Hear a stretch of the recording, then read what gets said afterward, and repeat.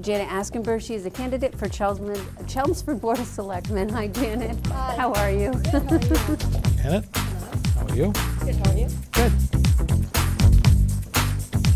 I was just teasing and I said, especially if Now, I have a rule on this show that when you're running Okay. for office, Yes. we start the interview by you looking at the camera Okay. and telling everybody who you are, what you're running for, and why you're running for it. Okay. My name is Janet Askenburg. I'm running for Chelmsford Board of Selectmen. And the reason I'm running is I believe my business experience and my past 3 years serving on the Chelmsford School Committee, the past 2 as the chair, would be very beneficial to the town. I'm very excited about my candidacy. I'm excited about this election, and I hope I get the chance to serve. Okay. Why don't you give us a little bit about your background, Okay. what you do for a living, and that kind of stuff? Okay, I'm currently a partner at Ryan LLC. We're a corporate tax consulting firm. We are the 7th largest accounting firm in the United States. Offices all around the country and all around the world. I've been in the tax services industry now for almost 20 years. And I'm a mother to 2 boys and a wife, and the whole family tries to be very active in the community. We moved up to Chelmsford a little over 10 years ago now from the south, and absolutely love it. So the reason I think we're so involved in the community is we really appreciate the quality of life that Chelmsford's given us, so we like to give back. Now, I'm not sure, but was your first involvement with the Economic Development Commission? Yes, Okay. my first, I guess, formal. My son went to Byam, so I volunteered there wherever I could. Gotcha. We did the courtyard. Yep. We redid the courtyard, made it more of I think they call it an outdoor learning center, so that the kids could go in there with the teachers. That was kind of our first involvement. And just really loved it. Everybody, as you know, in Chelmsford, it's great. So once you start getting involved, you find, you get a little addicted to it, and you want more and more and more. We don't know what you're talking about at all. Preaching to the choir. Right. Yeah. But and from there I went to the Economic Development Commission. Obviously I served there with your son for 3 years. Yep. And then went straight to the school committee.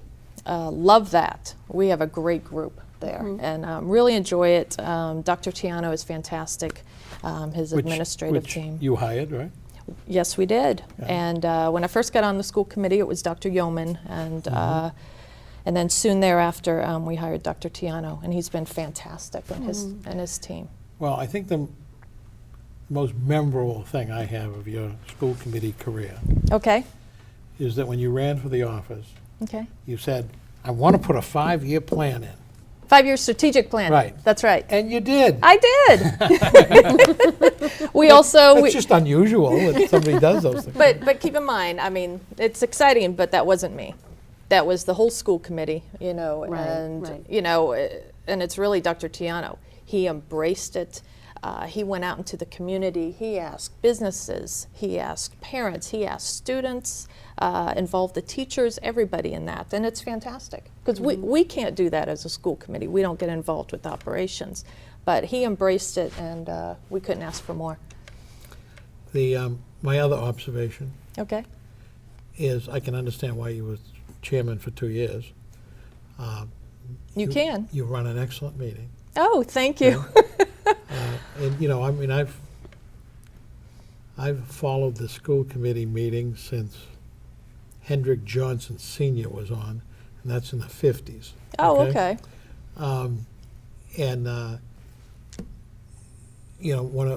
If I had a criticism of the school committee, it was that their meetings just meandered around for long periods Not with of me. time. That's correct.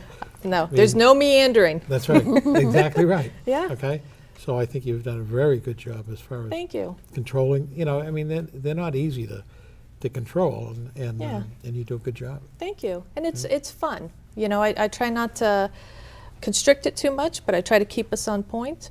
And I know one of the things we really like as the committee is at the end we have the summary of actions to complete, and we're all assigned different action items, and we're Yeah. held accountable for that. So at the next meeting, I think that's a good idea. The for first most thing, meetings. yeah, the first thing we address. But see, I do that at work all the time. You know, and honestly, I mean, we do this as a family as well. What's happened? I walk in the door at night, and I'm like, did you do your social studies homework? Yep. Yes or no? The only mother that conducts dinner with a gavel. No. But to me, it's just normal. It's just, you know, how I live. Yeah. So, But speaking of that, I remember when you ran for school committee. I remember how visible your children were in that campaign. I mean, your husband and your children, and they were just always out there with you, and that really impressed me. Are they just as excited this time? yes, and that was, you know, that was a big decision in running, is checking with my work, making sure, and I've gotten some backup resources there to make sure I can devote the time that's properly needed, but also talking to my family. You know, are you up for another campaign? And I'm ratcheting up a notch, and I'm going big time. I'm going for Board of Selectmen, and I really want it, but I'm only going to do it with your support. Right. And they were really excited about it. So we're in. The Askenburgs are in, and you'll see us on the corner soon, holding signs. My kids used to always get asked, does it bother you, you know, with your parents involved and everything, you know? And because they didn't know any different. You know.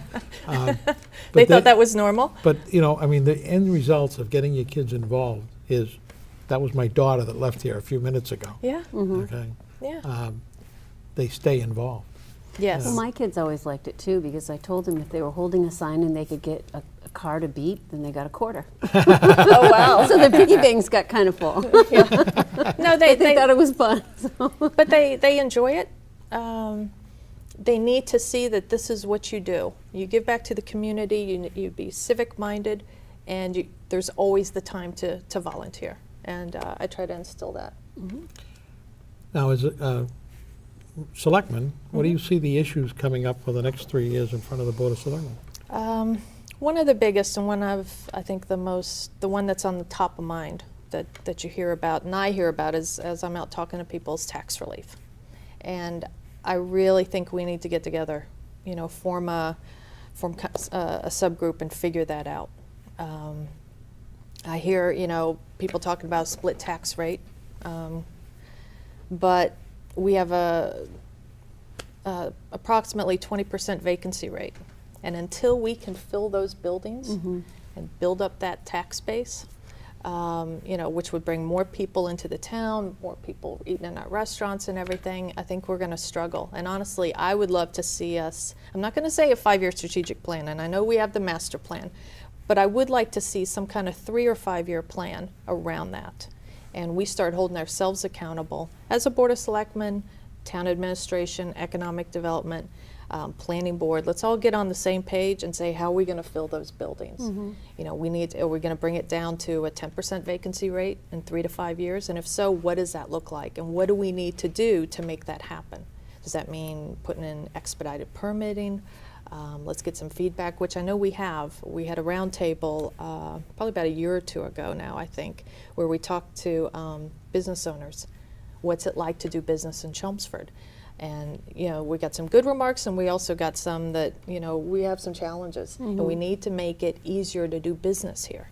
And that's what's going to attract people. And I always believe that today's, you know, $20,000, $500,000 business could be the next $1 million, $10 million, $100 million company. So we need to foster that and make sure that they stay here.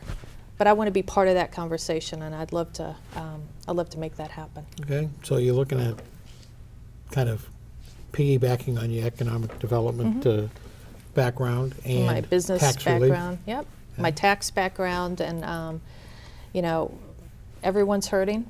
I don't see the economy, I could be wrong, I don't see the economy getting a whole lot better over the next 3 to 5 years.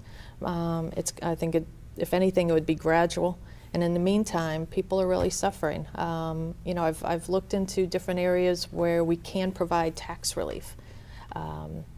You know, I came across one today where it talked about where people could, you know, there was just a program, I forgot which state, where people could defer their, you know, a portion of their property tax if they were senior citizens, and it would actually, I'm not describing this right, it would actually go into as a deferral into their estate, Right. if that makes sense. But there's a lot of ideas out there. Well, We it's got to like think of on those. that particular one. Okay. I- Are you I just- familiar with that? Yes. I'll Okay. just give you some insight, I guess I'll call it. Okay. The seniors have a tendency not to jump into that because they don't want to be like a scofflaw or not pay their taxes, Yeah. okay?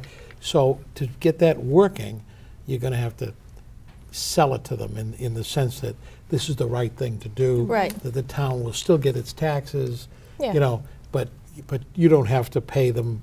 Your estate can pay them later on. That, you know, I mean, Yeah. it just needs that kind Which of I know sale. can still kind of scare people because they want to Does. leave to their kids.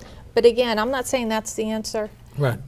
But there's got to be an answer out there somewhere, and you know the fair thing to do is to make it a livable community, and that's what I'd love to do.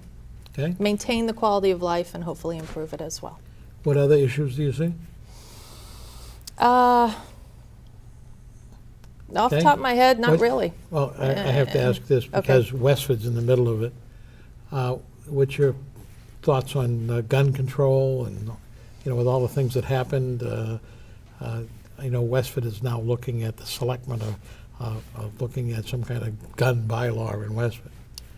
Which is a little surprising to me, honestly. I don't think we need to have a knee-jerk reaction and start looking at something like that. I don't think Chelmsford's that type of community that needs to look at that. So to me, that's a little too heavy-handed, and that's not something. I mean, I'm certainly happy to be part of the conversation, but I just don't think that's something we need to address right now. Okay? Is there an issue out there that I'm not aware of No, that not I that I need to know address? of. I mean, other than what we all know about with, you know, the The national. Sandy Hook and all that, Yeah. that stuff went on. But Westford started, the Board of Selectmen started having a debate over it. And I don't Right. even know, I haven't followed it close enough to know what the pros and cons are, Right. or even what they're proposing exactly. But Yeah. it's just one of those current issues that, you know, that in theory, I would have said, Selectmen have nothing to do with it. Okay? Yeah. But then Westford is in the middle of it. Okay? Yeah, which I could see somewhat of Right. a domino effect, and everyone feels like that's something they need to address. What's your sense on liquor licenses? That's a policy that I would actually like to look at. I'm not saying I have a position either way, Okay. but you know, the sense I get is it is very restrictive. And if there's an opportunity there for us to take a look at it, and if there's something we can do to open that up a little bit, but still have some restrictions on there that will keep our community safe, but still offer people some options, I'd be open at looking at that. Okay. How do you feel Paul Cohen's doing as a manager? I think he's doing a great job. Okay. Yeah. Now, you get to deal with him on negotiations, right, with union Yeah. contracts? Yeah. Okay. I just came from a turf fields committee meeting. I mean, personally, I think he's a great guy. I think he's got a great sense of humor, despite all the attacks he's been under. He's still able to maintain that sense of humor. I think he's done a great job. I always joke that Paul Cohen's actually in town more than I am, you know, because I get up every day. I go to Burlington to go to work. Right. But boy, his heart's in this town. For somebody who doesn't live here, Yeah, his that's heart always impressed me about his him, heart is too. in this town, and Yeah. I honestly He's believe. at every event. Yeah, he absolutely is, and I really think he really tries to do what he thinks is best for the town. So Okay. Any other issues that I didn't bring up that you want to talk about? no, I don't think so. Okay. Anything on the school side you'd like to The talk about? I think we're doing great on the school side. I think that one in of the the school things- system. I agree. I have one complaint. I You're have doing one great complaint. anyway, Jim. Okay, I don't like it when you use the term district. I didn't. I just said school system. I said that, but at every board meeting, the word district comes up about 40 times. I know. Well, 62 the last time I counted, but. Because that's the terminology that's used I know that. And around That's Massachusetts. right. And one of the things that I've observed, again, over the last 3 years, is we really have been one town. It hasn't been them and us. It hasn't been, districts against each other, okay? Well, maybe Neshoba, which is a district, okay? See, I consider Neshoba a district, okay? And we've had our battles with Neshoba on town meeting floor. But the school department and the town departments have got along very, very well, I thought, in the school committee Yeah. and the Which is not finance the way it's committee and always the been. Board of Selectmen I've heard that, have but done real well. I haven't witnessed that. I mean, we've gotten along fantastic, over the past 3 years, working together, working with Gary Persichetti, working with Paul Cohen. Everyone's so supportive. We couldn't be happier. Okay. Absolutely. Technology is working together.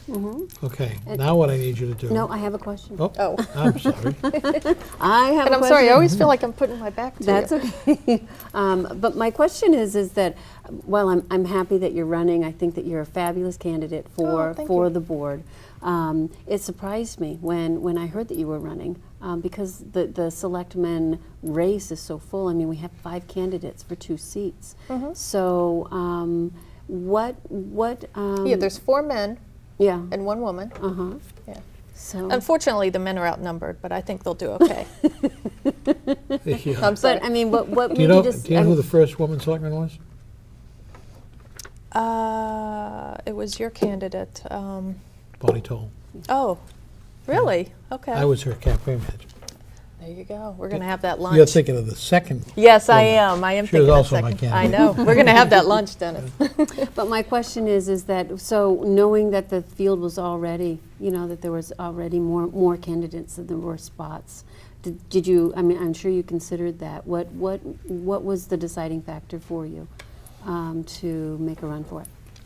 Because I honestly believe I'm the best candidate. I think I'm going to be an excellent selectman. I really do. There could have been 10 other candidates, and I still would have run. I won it. I think I'll do a fantastic job. I have the full support of my family, and I think that's a fantastic answer. oh, thank you. I'll give you a little piece of trivia. Okay. To my knowledge, the last school committee person to run for selectman got elected. His name was Bill Murphy. Okay. Okay? Okay. Thank you. Thought I'd pass that on. Thank you. And when was that? 1976? Okay. How did he do? Huh? How did he do? I came in first. Oh, no, excuse me. That was re-election, 76. I think it was like 73 he got elected the first time. Oh, okay. Okay? And he served 2 terms Great. on the Board of Selectmen. Yeah. I'd love to serve, And it was in 15 those years days. or something like that. In I those love it. days, they had a field of like 8 candidates who were running Really? for selectmen almost every time. I love that there's Bonnie 5 Toll, when Bonnie candidates. Toll got elected, she was one of 8 candidates, and there was another woman on the slate. Okay. So but Bill Murphy's the last school committee person That's interesting. to And- even run. Yeah. Well, I loved your answer. Thank you. I but now- appreciate that. Now, Dennis, tell her Now, what she has to do. second part of the candidates is you have to look at the camera again Okay. and ask for the vote. Okay. My name is Janet Askenburg. I'm running for Chelmsford Board of Selectmen. And on April 2nd, I greatly appreciate you giving me one of your 2 votes. Thank you. Super. Fabulous. You can move over to the other side. Don't and forget your microphone. Feel free to jump in and Thank you, ask Janet. questions of our next